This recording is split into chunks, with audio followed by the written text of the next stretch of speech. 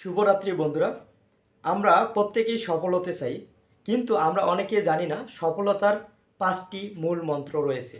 তো আমি আজকে সফলতার ৫টি মূল মন্ত্র নিয়ে আলোচনা করব। প্রথম হচ্ছে ড্রিম। আমাদের প্রত্যেকের স্বপ্ন থাকতে হবে। স্বপ্ন না থাকলে কখনো সফল হওয়া যায় না। স্বপ্ন ছিল বিধায়, রাইট ভ্রাতৃদ্বয় স্বপ্ন দেখেছিলেন বিধায় আজকে এরোপ্লেন আবিষ্কার হয়েছে। বিলিভ, বিশ্বাস, অর্থাৎ আমি যে স্বপ্ন দেখেছি এই স্বপ্নের প্রতি আমাদের বিশ্বাস থাকতে হবে। বিশ্বাস না থাকলে আমরা কখনো সফল হতে পারবো না। বিশ্বাস ছিল বিধায় আজকে দেখবেন কলম্বাস আমেরিকা আবিষ্কার করেছেন। কলম্বাস আমেরিকা আবিষ্কার করেছিলেন তার বিশ্বাসের জন্য। তার বিশ্বাস না থাকলে আমেরিকা আবিষ্কার হতো না। প্ল্যানিং, পরিকল্পনা, আমাদের প্রত্যেকের মধ্যে প্ল্যানিং থাকতে হবে, পরিকল্পনা থাকতে হবে।